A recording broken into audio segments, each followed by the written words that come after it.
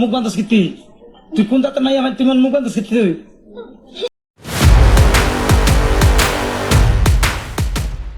নিজের আপন চাচির সঙ্গে অন্তরঙ্গ সময় কাটাচ্ছেন ভাতিজা, ভুল করে ঘরে ঢুকে দেখে ফেললেন স্বামী। দর্শক, ঘটনাটি ঘটেছে গোপীনাথপুর ইউনিয়নের একটি গ্রামে।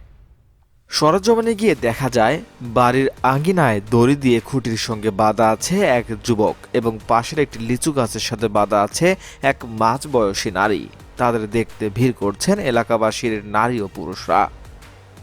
জানা গেছে শনিবার সকালে প্রতিদিনের মতো ভ্যান নিয়ে যাত্রী পরিবহনে বের হয়ে যায় ওই নারীর স্বামী। এ সময় মহিলাটির স্বামী লক্ষ্য করে তার ব্যবহৃত ওষুধ বাড়িতে ছাড়া পড়েছে। ওষুধটি নিতে এসে পুনরায় বাড়িতে ফিরে গেলে তার শয়ন ঘরের মধ্যে আপত্তিকর অবস্থায় অসামাজিক কাজে লিপ্ত তার স্ত্রী ও ভাতিজাকে দেখতে পায়।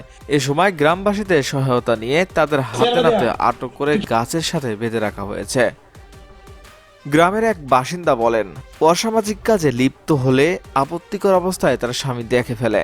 পরে তার স্বামী তাদের দুজনকে বেঁধে রেখেছে।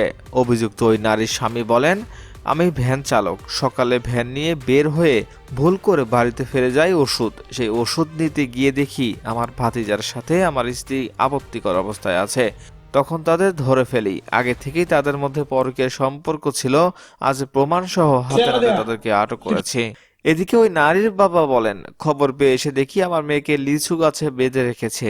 এ ঘটনায় আমার মেয়েকে স্বামী তালাক দিয়েছে। দর্শক, ভাতিজা নিজের সন্তানের মতো, তিনি কিভাবে পারলেন এই ধরনের কাজ করতে?